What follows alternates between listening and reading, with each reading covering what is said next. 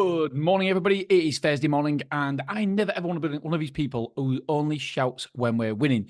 I want to tell you the pros, the cons, the ups, the downs. We're on a journey together, my friends. I always say, like, a journey to a nine-figure exit. That'd be absolutely amazing. However, there's going to be bumps in the road along the way. And we all know that Mansfield started off with a massive bang. 10,000 square foot let in the first 3 months, 12,000 square foot let in 4 months. It has been a massive success.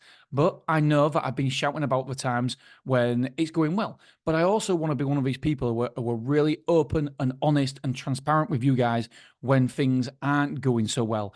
And so this is one of those times when I don't think there's any major problems at Mansfield. However, there's certainly some worrying downward trends. And so I want to go through them with you. It's on today's newsletter, mrselfstories.com. You can see all these in writing because when I regurgitate these numbers, then it's going to be a little bit difficult for you to follow along. So I'm going to do the best I possibly can do to keep it concise and not just throw numbers at you. But I want to paint the picture of because I was doing an analysis and I was like, oh my goodness, this is going in a downwards trend. So I am going to throw numbers at you, but hopefully you'll follow on as much as possible.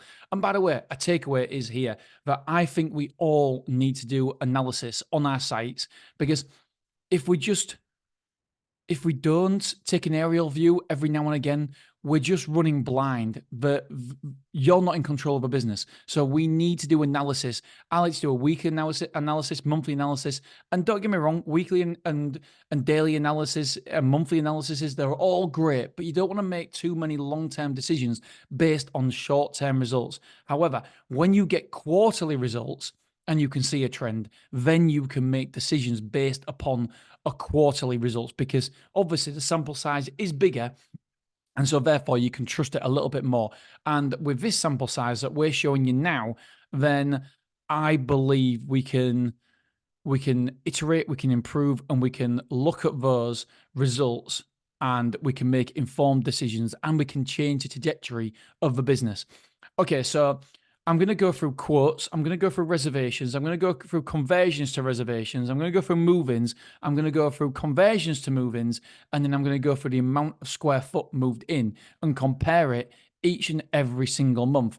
Right, so quotes. This is for Mansfield in January. Started off with a bang. This is January, 118 quotes. Then we got 94. And then in March, so in February, 94. In March, it was 108. So nothing too worrying there. However, 118 to 94 to 108, it's within 20%. So nothing too worrying. The only slight takeaway here is that I would expect more quotes as the year goes on. So January, February, March, I would expect more quotes in April, more quotes in May, etc., because it's a busier season. Reservations. 43 reservations in January, 32 in February, 31 in March. So as we can see there is a distinctive downward trend there. Conversions to reservations, January, 36%, February, 34%, March, 29%. So again, the trend is continuing. Move-ins, 38 in January, February and March both had 28. So the trend is continuing downwards there as well. Conversions to move-ins, 32% January, 30% February, 26% March. Now, all these I've quoted so far, the trajectory is going down. There is no doubt about it. We have got a trend here. And I mean, I used to be, I used to trade. It's trading on the horses, but it is exactly the same as daily trading on the stock market. We use candle graphs and all sorts, and so I'm quite I know how to read trends. I know what to look at, and so I was quite good at that sort of thing.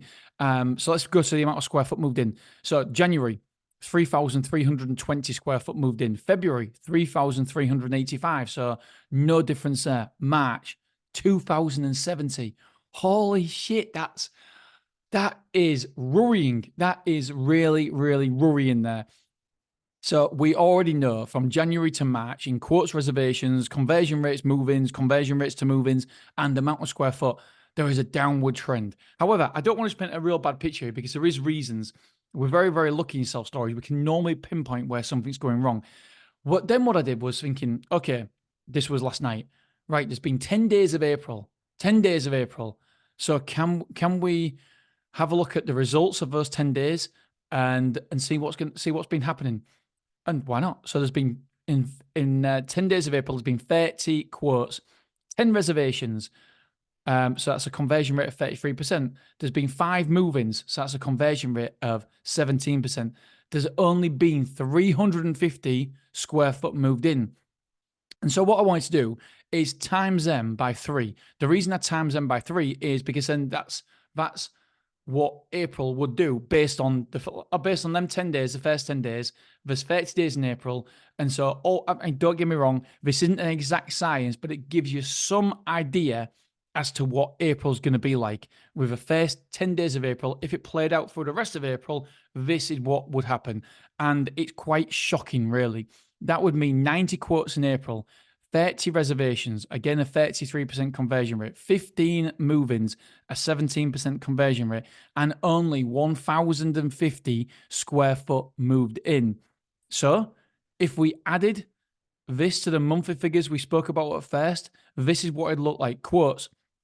So I'm going to January to April. Quotes 118, 94, 108, and in April, 90.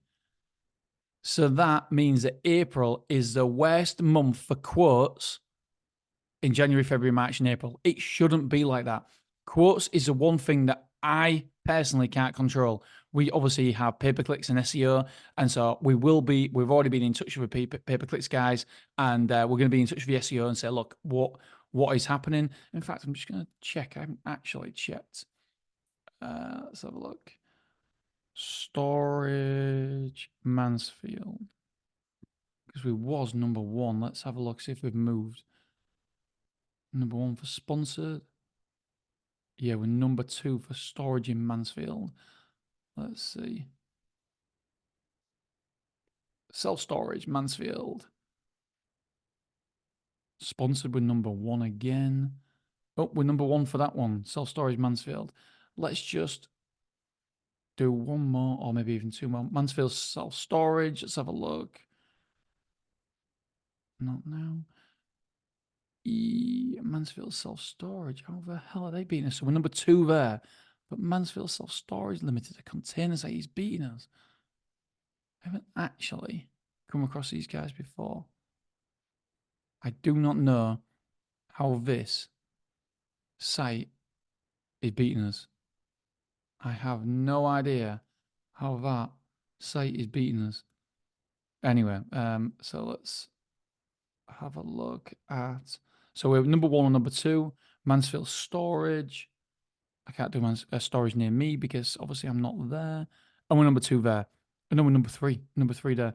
So we have moved slightly down on that. So, well, is it a trend? Is there less people searching? But who knows? But it's something to keep an eye on anyway. Reservations. So 43, 32, 31, and 30. Remember, that's January to April. So not a lot of difference between February, March, and April. However, the only thing I will say is that you would expect the reservations to go up, not down. February was 32, March was 31, and April's 30. I mean, again, it's only a small sample size for April. We're making a lot of assumptions here because obviously April hasn't played out yet. I'm only using the first 10 days as a barometer, as a stick to measure it with. Conversions. So 36%, 34%, 29%, and 33%. So all much of a muchness. The conversions, it's telling you that we are doing quite a lot right with reservations. But why are people not moving in then? Because if you look at the conversion rates to move-ins, it's 32%, 30%, 26%, and 17%. And so for whatever reason, maybe the reservations are reserved for future dates and we haven't seen them move in yet. It's just something to keep an eye on. So move-ins, 38 January, 28 February, 28 March, and 15 April. Now, I do think that that's obviously going to improve in April. There's no way we're going to have just 15 move-ins in the whole of April. However, that's what the figures are telling us right now, using the first 10 days. So, again, concerning. Amount of square foot moved in. This is equally concerning. January, 3,320. March, 3,385. So not a lot of difference between January and February. When I saw these figures, I was like, right, brilliant. That means I would hazard a guess it's going to be over 4,000 square foot moving in the summer, every single month. But it wasn't to be the case. March, 2,070. April, if we continue on this trajectory in April, 1,050. That is crazy. That is crazy. Now, we're going to do more analysis today. We're going to talk about, I've got a meeting with Angela. Because again, I don't want to paint a really bad picture saying, oh my God, it's all hands to deck. We're worrying about it, because it's not the case at all. But it is something we've got to be aware of. And we just can't put our head in the sand. We've got to make changes, because this is a big enough sample size now where 3 months and 10 days we're using the data from, and it's on a downward trajectory. So we just need to keep an eye on it. We need to keep meeting. We need to have meetings about it. We need to talk to the staff. We need to make sure the team are aware of it. And we need to measure it more. We need to keep a closer eye on it, because what gets measured gets improved. The worst thing we can do is just ignore it. And we're not going to do that. We in business, in storage, you'll always have these ups and downs, these peaks, these troughs.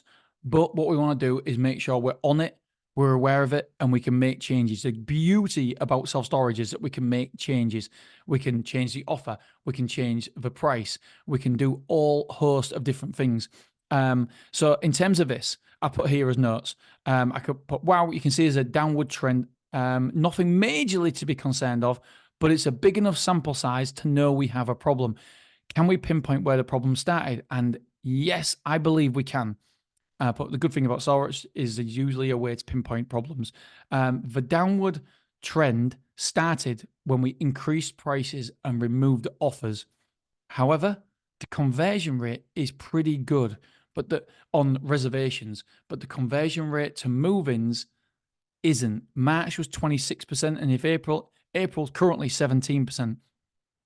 So yes, the reservations are there, the percentage-wise, but for whatever reason, people aren't moving in. Now, like I say, it could be because maybe time hasn't passed and we only allow a reservation for 4 weeks in advance. So maybe towards the end of the month, the reservations are going to come in. And we have got 10 containers coming as well, by the way, because at the minute we're full of containers.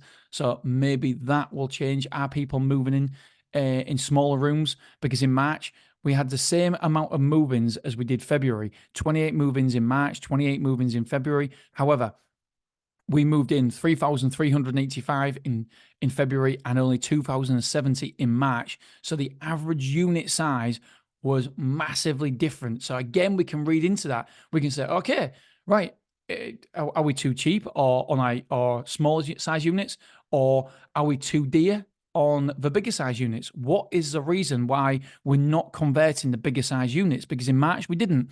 And so this is a beauty with self-storage. The data tells its own story. Once the data tells its story, we can then adjust and make decisions. So we're going to start looking and say, right, okay, what is the reason for this? Why is the average unit size a lot smaller?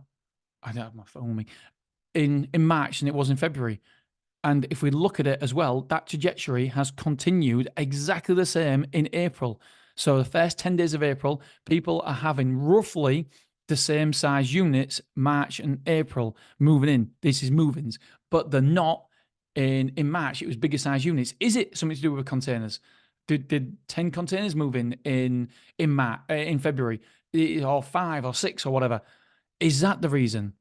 And so, but it might be, but it might not be. We might be higher priced than everybody else with bigger size units. This is what gets me really excited, because once there is a problem, we can look at it. We can look at where is the problem? What size units are we converting? What size units are we not converting? And then we pull that lever and think, okay, right, maybe then we do an analysis. We look around at other self-storage facilities and think, okay, the 100 square foot units are such and such a price there, we're this price. Right, for whatever reason, our competition have discounted it. So therefore, we need to look at our pricing structure. Are we happy with it? Is it maintainable? Or do we want to adjust our prices to keep in line? And by the way, I'm not all about copying of your competitors, because if we do that consistently, it is literally a race to the bottom. If they discount theirs and I discount mine, then they discount theirs because they want to be cheaper than me, and then I discount mine to be in line, then we're just having a race to the bottom, and that's not good for them. It's not good for me. So somebody has to have the balls and say, no, this is the industry price. We don't want to go below that. And so we just got to be a little bit careful. This is where we have to be educated competition. We have to be educated self-storage operators, because if we're not, it is so easy in some markets. And I've seen this in America. I'm in a mastermind in America, and this is what happens in America, where it's a race to the bottom, and somebody has to hold the price, and somebody has to be the intelligent operator. And just sometimes you've got to wait for that uneducated operator to fill up. And then once they've got no units available, then we can go again. That's what we had to do in Beverly. We had to hold our breath when my landlord first came in. He was way too cheap. I feel like he's changed how he operates now. But at first, he was way too cheap. And there's another operator coming in Beverly as well, who is just absolutely ridiculous. And again, we've just got to hold our breath, because he's too cheap. He's going to fill up, and he's half a price of me, less than half a price of me, which is mental, absolutely crazy. And I've worked, I've done an analysis on his business, and there's no way that place will net over £30,000 a year. All that hard work, all the fees you've got, just the repayments of loans on your containers as well. And he's going to net £30,000 maximum, absolutely maximum. I find it really, really difficult. And I'm thinking, why are you doing that? You could earn 50 grand a year and still be cheaper than me, but we're all maintaining a level of price that we're all happy with. And so again, at this time at Beverly, we've just got to hold our prices. We've got to hold our breath, and that guy will fill up. There's no doubt he can't not fill up at that price. Anyway, so yeah, there's things we can do. Analysis can be had, and the big takeaway there is that we're not moving in. The average unit size has decreased from January, February to March to April. So it's definitely decreased. What other things have we got here? So yeah, we did increase the prices, which has meant the conversion rates have gone down. We increased the prices in March, and the conversion rates went down from January was 36%, February was 34%, and March was 29%. So the conversion rates have gone down, and so have the move-ins, the move-in percentages as well. And so, are we happy with that? Is it sustainable? The 29% conversion rates, the 26% conversion rates for move-ins? Yes, that's sustainable. However, the amount of square foot isn't sustainable. 2,070 square foot moved in March. We want to be well over the £3,000 mark, 3,000 square foot mark. So it's not sustainable. So we just need to look at the unit sizes. Why have they gone down? Is it to do with containers, or is it that other self-storage facilities have offers on bigger size units? Who knows? What else have I got? The most important thing is to be aware of when there is a downturn. Once you're aware of it, you can do something about it. If you're not aware about it, if you don't know about it, then you're just hurtling towards really, really impactful negative results. And we don't want that. We want to make sure we're top of our game. So this was an episode all about sharing with you guys the ups and the downs. I shared about Mansfield when it was incredibly well, but again, I want to be really transparent with you guys, because I don't want everybody to think, oh yeah, self-storage is amazing. The amount of people who are getting self-storage now is incredible, absolutely incredible. And I do think that I paint a very, very positive picture about self-storage. However, there is some downtimes as well. There is some negatives about it, and I want to talk about them as well, because I don't want to just be singing when I'm winning. I want to tell you the downtimes as well. And also, in terms of revenue couldn't be stronger. I believe we're going to hit £20,000 takings. We'll smash £20,000 takings this month. So it's best ever month. So that means the MRR currently means that we're going to be taking around about £250,000 a year already at Mansfield. So that is a massive success. However, revenue is a lagging indicator. move-ins, etc. They are an occupancy and square foot moved in. They pinpoint what your revenue is going to be. So yes, the revenue has spiked up at Mansfield, which is great, but in terms of April's figures, then it won't be trending as aggressively, won't the revenue in April, May, and June as if it continues at this. So we've got to change it to make sure that spike, that revenue graph continues to aggressively move forward. The sooner we can get to £400,000 takings, the better for me.